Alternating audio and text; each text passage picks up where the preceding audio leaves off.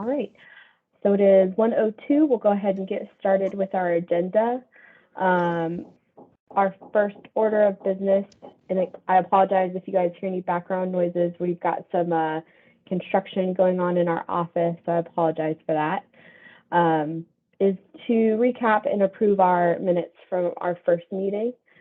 So during our first meeting, we heard from a variety of industry experts in the licensure of marriage and family therapists. We heard from Roger Smith with the American Association for Marriage and Family Therapy, Dr. Steve Livingston, Dr. Andrea Myers-Simpson, Dr. Jennifer Gagne, Elizabeth Apley, and also Dr. Karen McDaniel, who's the president of the Georgia Marriage and Family Therapy Association, which is the applicant group. We had some really great discussion about sorry, 1 minute. Had some good discussion about licensure as a whole and what is involved in the licensure of those positions, as well as what changes are being made to that occupation. So at this point, I've sent out the draft meeting minutes to all council members. Does anybody have any edits or changes they want to make to those minutes? Okay, seeing none, oh, go ahead. And Megan, I'm sorry to interrupt. I had to call in. This is Kate from DNR. I was having trouble getting on my computer, so I just want to let you know that I'm here. I'm sorry to interrupt. No, that's okay. Thank you so much for letting me know. All right, I will entertain a motion to approve our minutes from last meeting.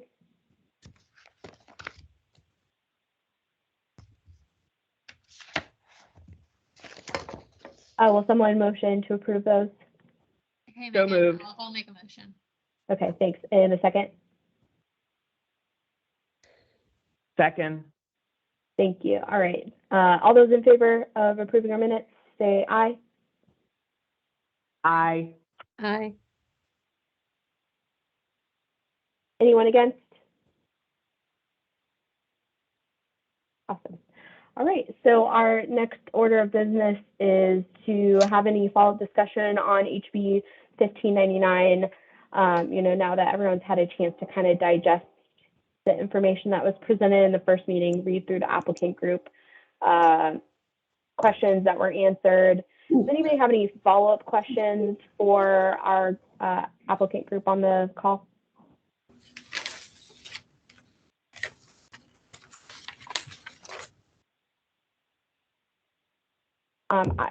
I have one follow-up question, and that was related to the number of active licenses in Georgia as compared to surrounding states. I asked Elizabeth to pull some information.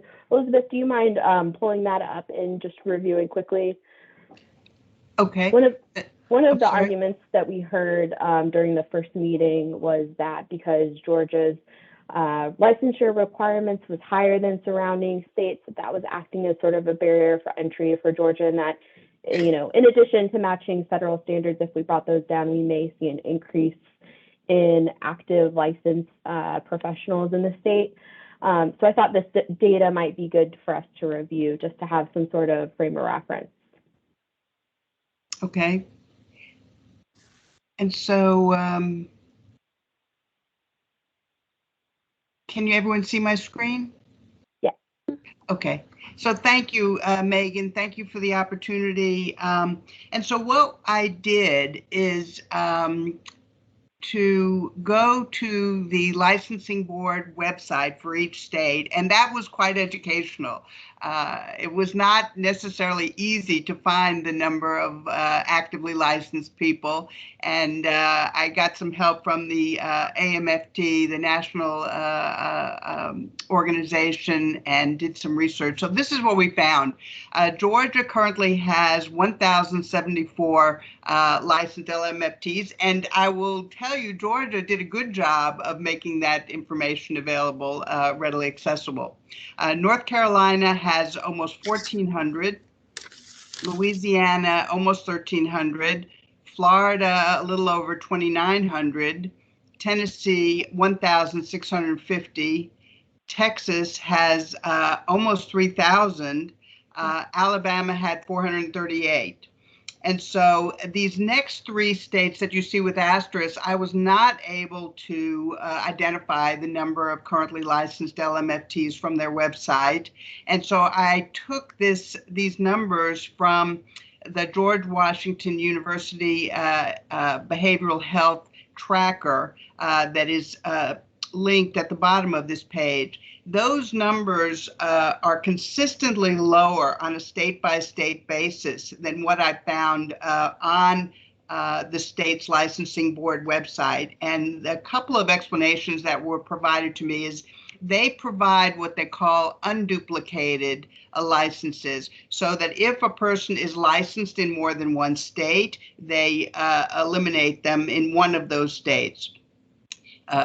They limit them to one state. And if they have a dual licensure, which is not terribly uncommon in this profession, they eliminate them on that basis as well, so that only one license per human being is reflected in the database. So these numbers are probably are lower than what we see elsewhere.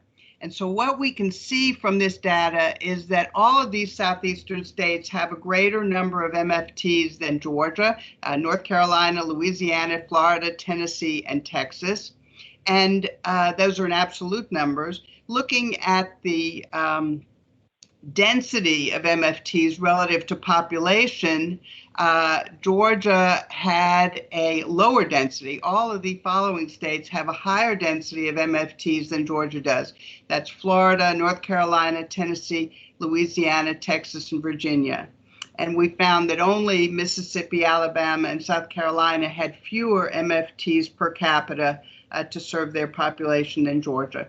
And that was, again, from the GW tracker, that website. I'd be happy to answer any questions. There are many reasons why these variations exist, and we hope to address one of them in passing House Bill 1599. Thank you so much for that. I really appreciate you guys pulling together this information on short notice, but I think it really demonstrates the point of, or I guess your argument. Thank you, Megan. Shall I take it down now? Unless anybody else, does anybody else have any questions and like to leave this up?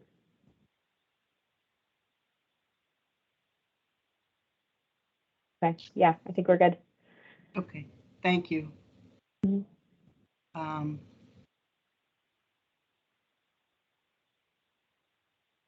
Let's see, how do I? There should be a stop sharing button. There you go. Okay. Mm-hmm. Does anybody else have any follow-up questions from our first meeting?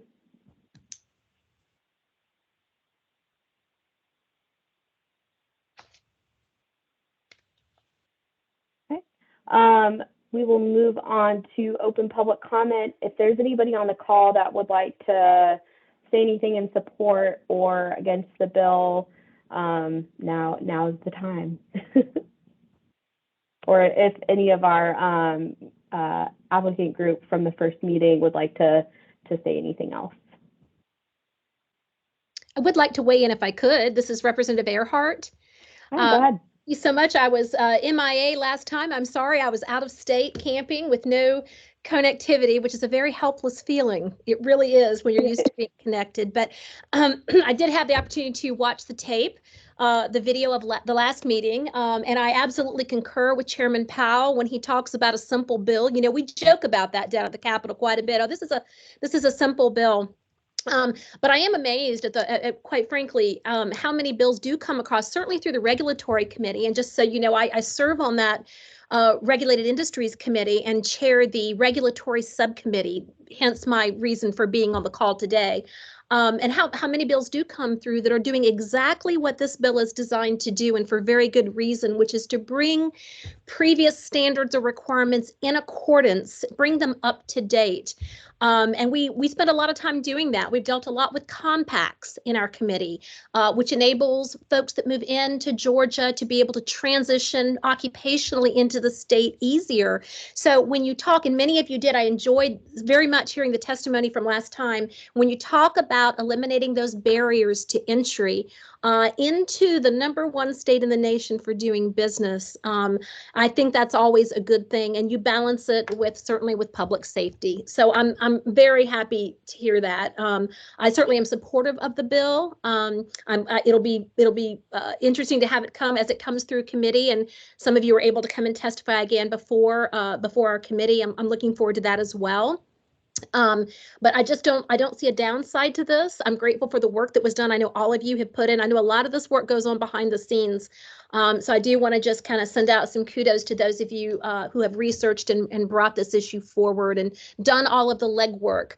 I know that a lot of times it looks smooth on the top like a duck gliding on the water, but underneath the little, the feet are going fast. And I know that so many of you are working hard behind the scenes. We are grateful in the legislature for that. I'm always certainly available if I can help any of you with anything as relates to this or any other bill. So thank you again. Yeah, Representative Earhart, this is Senator Harbison. Look, I just want to say kudos to you for supporting the bill. I support it as well. The only thing you and I disagree with, you have to be very careful about designating your bill as a simple bill. then you get all the attention in the world when you say that, Desiree. But I totally agree with your comments. Seriously, thank you.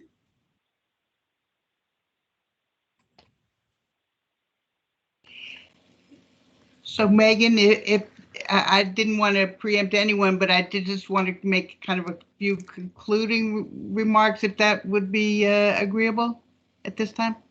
Thank you. So thank you to all of you. I know that you're taking time away to do this, and appreciate your time and thoughtful attention. Thank you, Representative Earhart, for your kind remarks. We certainly are paddling as fast as we can, and Chairman Harbison, thank you so much. We thank Chairman Powell for his leadership in bringing the bill forward and for assisting us through this process. I'm not going to reiterate the documents that we've submitted. We remain available to answer any questions or provide additional information, and are grateful for the opportunity to do that. We did receive and submit letters of support from the American Association of Marriage and Family Therapy, the National Alliance on Mental Illness, the Georgia chapter, the University of Georgia PhD program for MFTs, the National Association for Social Workers, the Valdosta State University program for MFTs, Mercer University's MFT program, and the Georgia Society for Clinical Social Work. And we are unaware of any opposition to this measure. As Representative Earhart just said, we believe this bill will bring us in line with current accreditation standards, with national standards for MFT education in Georgia. And it will strengthen the requirements for clinical experience by focusing on direct clinical contact hours, bring our clinical practice hours in line with the COAMFTE requirements for the practicum and for the postmaster's practice hours. And we believe the effect will increase access to mental health providers in this state, as recommended by the House Rural Development Council 2021 report and recommendations. And the effect will be to ease the ability of graduates and licensees from other states to come to Georgia and be licensed to practice here by adopting those national standards and bringing us in line with our neighboring states here in the Southeast. We believe that 1599 will protect patient safety and provider competence while promoting increased access to desperately needed mental health care in this state. And we thank you so much for your time and attention. Thank you so much. Anyone else?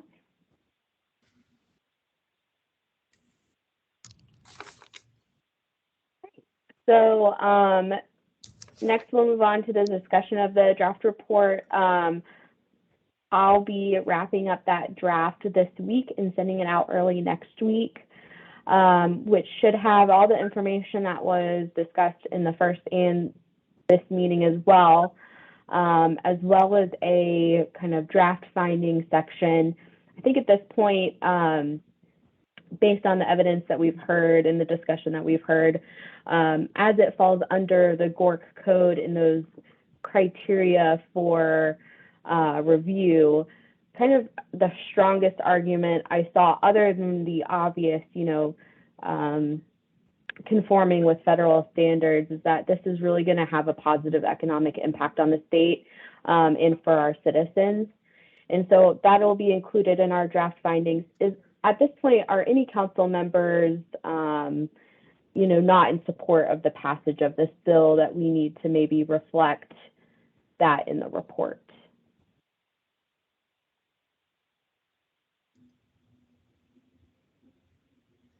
Okay, great. So I think this should be a pretty quick third meeting where, after the council members have had some time to read through the draft report, submit any edits that they may have, we'll just meet that third meeting to do a formal vote on the report.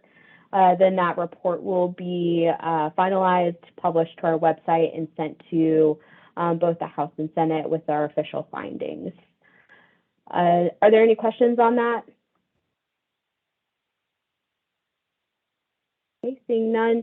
Our next meeting is going to be October 6th from 1 to 3:30. 1 to 1:30. But probably, like I said, it'll be probably 1 to 1:10, since that's a pretty quick meeting just for a formal vote. Again, members, just be on the lookout for draft minutes from this meeting, as well as that draft report early next week. And I will see you all October 6th. We are adjourned. Thank you. Thank you. Thank Bye. you. Thank you. Have a good day. Thank you.